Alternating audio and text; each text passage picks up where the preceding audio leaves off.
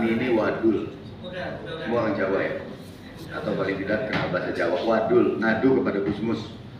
Apa yang diadukan adalah concern terhadap nurani yang tadi disebutkan oleh Mbak Omi, nurani yang terkoyak, mempertanyakan mengapa Republik ini dikelola seperti tanpa hati nurani. Bukan peraturan, peraturan bisa dibuat, tetapi nurani yang sebetulnya kita masing-masing memiliki ternyata itu tidak diindahkan. Mas Lukman, monggo. Ya, kenapa kami sowan silaturahim ke Gusmus? Karena kami merasa beliau adalah sosok yang memiliki kejernihan berpikir dan kedalaman rasa. Jadi kami ingin, selain silaturahim tentu sowan, kami sebenarnya ingin mengkonfirmasi apakah yang kami rasakan, apakah yang kami alami, yang kami ketahui dari beragam sumber informasi itu juga dirasakan oleh beliau. Jangan-jangan kami salah juga, karena tadi itu kejernihan berpikir, kedalaman rasa pada diri beliau sesuatu yang selalu menjadi teladan bagi kami. Dan setelah hampir semua kami tadi menyampaikan curhatnya, gitu ya, beliau langsung mengatakan bahwa beliau merasakan hal yang sama. Jadi secara eksplisit beliau mengatakan bahwa apa yang disampaikan itu sebenarnya refleksi dari yang dirasakan oleh masyarakat kita. Jadi ini bukan pikiran elitis, bukan analisis kaum intelektual dan seterusnya, tapi ya karena beliau juga merasakan hal yang sama dan beliau memang hidup di tengah-tengah masyarakatnya, maka ini refleksi atau curhatan ini semua hakikatnya adalah apa yang terjadi di tengah-tengah kita. Oleh karenanya beliau menekankan bahwa kita harus kembali kepada nilai.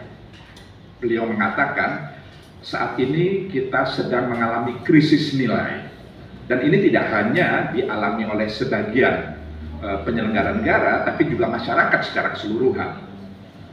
Bahkan beliau secara khusus tadi mengatakan kepada saya, boleh jadi sebagian penyelenggara negara tidak berperilaku, tidak bersikap sebagaimana yang kita harapkan, itu juga karena sebagian masyarakat kita juga mengalami krisis nilai yang sama.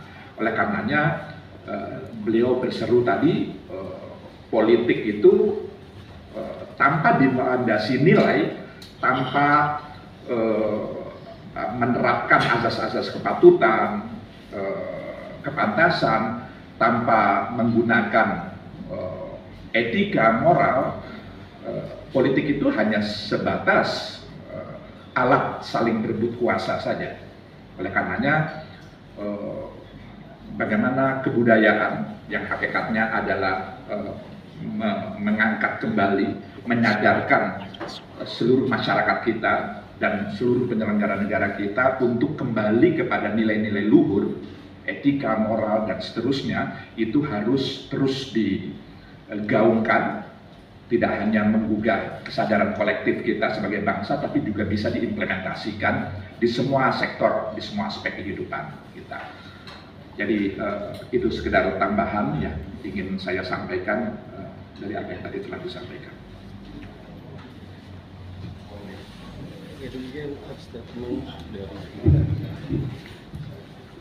Ya, kami bersyukur karena diterima oleh guru bangsa, karena kami menemukan kejernihan sumber air kehidupan di tengah krisis nilai, di tengah moralitas publik dan etika politik yang saat ini tidak lagi dikedepankan.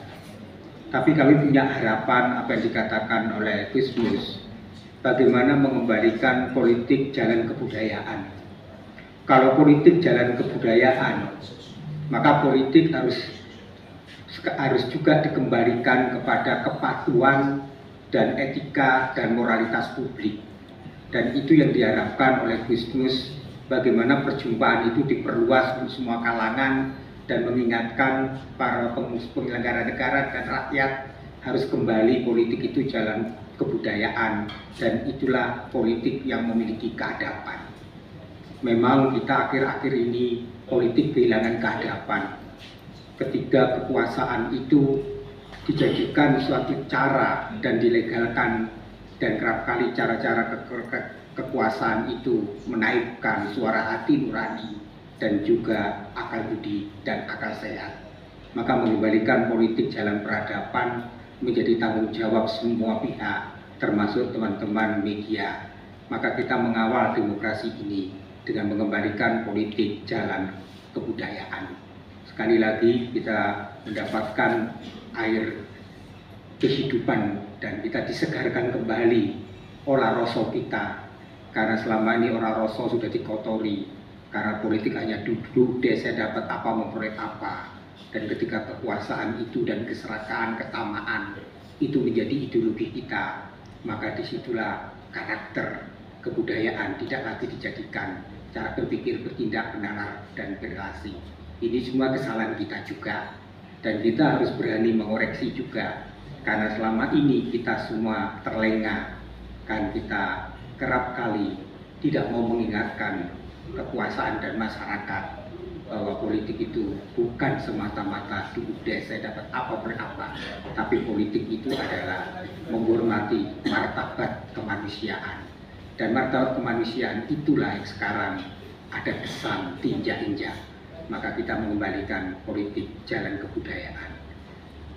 Terima kasih teman-teman atas segala dukungannya, dan kita semua harus mengoreksi kesalahan ini karena ini kesalahan kita bersama. Terima kasih Romo Beni. Abah Heri. Baik, Assalamualaikum warahmatullahi wabarakatuh. Saya hanya ingin menambahkan satu hal yang kami sepakati juga, bahwa Gusmus mengajak kita untuk bersangka baik. Tidak semua penyelenggara negara seperti yang kita khawatirkan. Sebagian besar mungkin masih bisa kita harapkan. Oleh karena itu masih ada harapan melalui pemberian nasihat.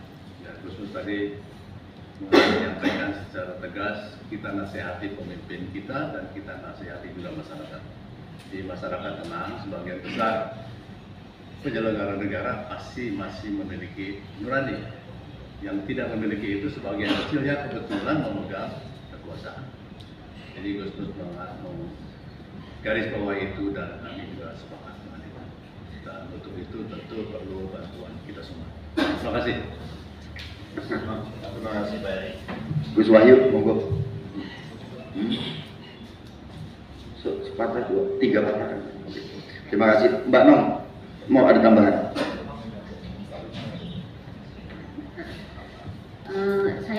Saya tidak akan menambahkan hasil sowan kepada Abah Gusmus karena sudah disampaikan semuanya. Saya cuma ingin menambahkan bahwa tadi sebenarnya juga ada Profesor Sulistiawati Yanto, tapi buru-buru pulang karena mengejar pesawat. Yang kedua, mestinya memang ada lewat Zoom yang tidak bisa hadir bersama kami untuk bertemu dan sowan ke Gusmus, seperti misalnya Ibu Sinta Gusdur ya, terus ada Profesor Renal Kasali, ada Ibu Riris Sampai, Mbak Natalia Subagia, ya Pak Bante, ya terus ada Pendeta Umar Gultom dari PGI, Pak Andreas Wawu dari Kupang, ada Romo Magnis juga, beliau sangat concern juga, tapi sekarang lagi di Pontianak. Ada beberapa tokoh yang menitipkan dan mempunyai perasaan yang sama dengan yang hadir di sini dan tadi disampaikan, dicurhatkan kepada Abah.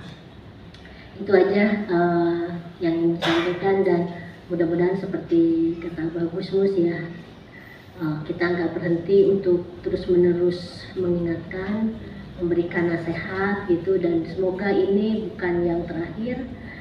karena pesan beliau juga kan harus diperluas juga gitu, supaya mungkin bisa didengar oleh pemimpin kita dan juga masyarakat. Itu aja tambahan dari saya, Liv. Terima kasih.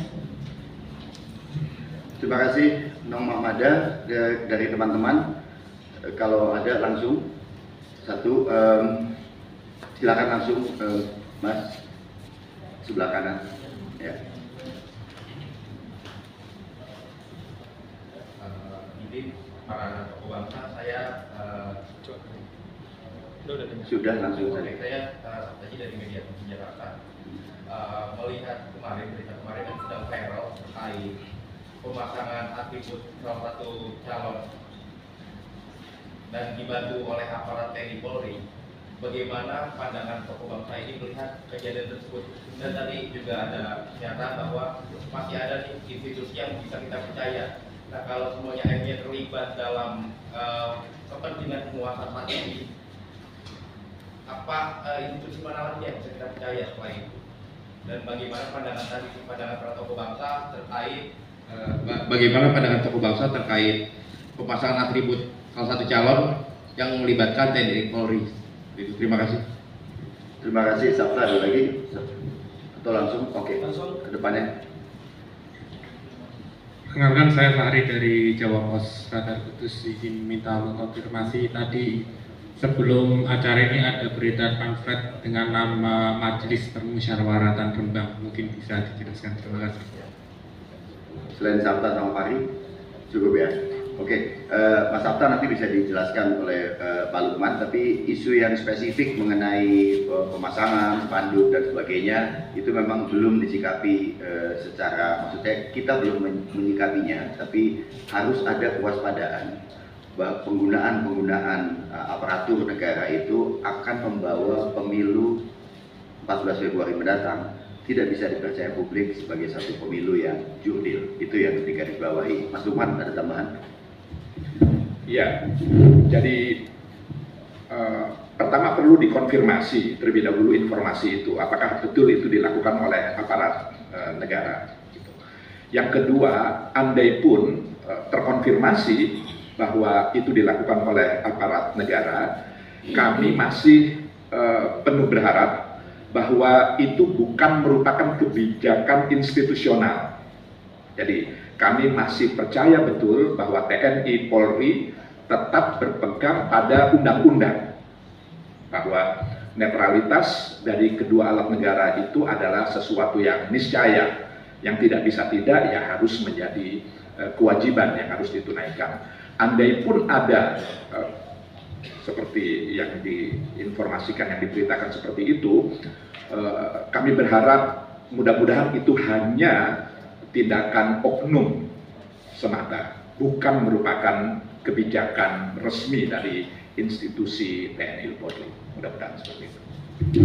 Ya, Bung Fahri, jadi pertemuan tadi adalah pertemuan pertama, gitu ya. Teman-teman silakan menamakannya seperti apa, bebas kasih judulnya. Kalau flyer yang beredar itu memang keinginan dukungan kan banyak sekali sebetulnya dari informasi mengenai peristiwa ini atau pertemuan ini sangat banyak.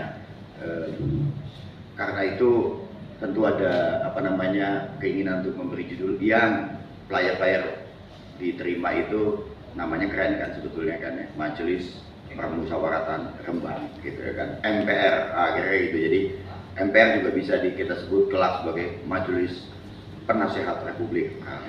Tapi pesan Gusmus adalah yang paling pertama tadi saya sampaikan adalah ini diperluas majelis-majelis ini gitu ya. Jadi kan majelis ya, betul kan Gus Wahyu ya, istilahnya kan majelis pertemuan.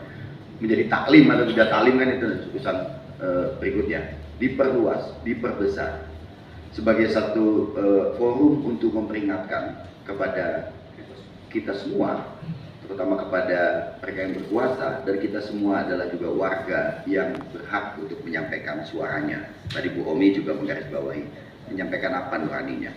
Nah ini harus diperluas seluas mungkin. Tidak hanya teman-teman yang ada di Indonesia, tapi juga warga negara Indonesia yang ada di luar negeri, yang sedang bekerja, yang sedang studi. Jadi ini semacam, kalau bahasa saya, ya, Gusmus boleh menyebut nasihat karena beliau orang tua. Mas Gun juga sebagai orang tua. Kalau saya kan itu tidak berhak untuk menasihati. Jadi kaum muda bisa bilang kami menyerukan. Gitu. Mas Gun dengan rendah hati juga bilang kalau menasihati mungkin agak sombong. Tapi sebetulnya sebagai orang tua ia berhak untuk jewer ya, gitu kan, atau cengkiwing gitu loh. Gitu. Jadi itu penjelasannya Mas Fahri. Teman-teman yang lain. Baik, apabila demikian, terima kasih teman-teman. Sabta nanti bisa ya, berikutnya ya. Terima kasih atas kehadiran teman-teman sekalian.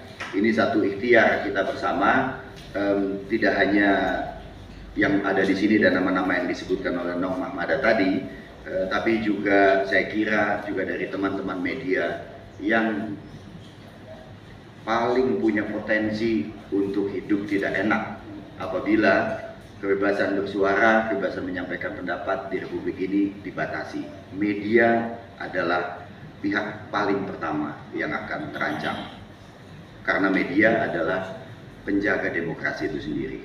Mereka yang kita amanatkan untuk memelihara demokrasi, yaitu lembaga-lembaga yang ada, eksekutif, yudikatif, dan legislatif, celakanya hari ini adalah menjadi lembaga yang justru mengancam demokrasi.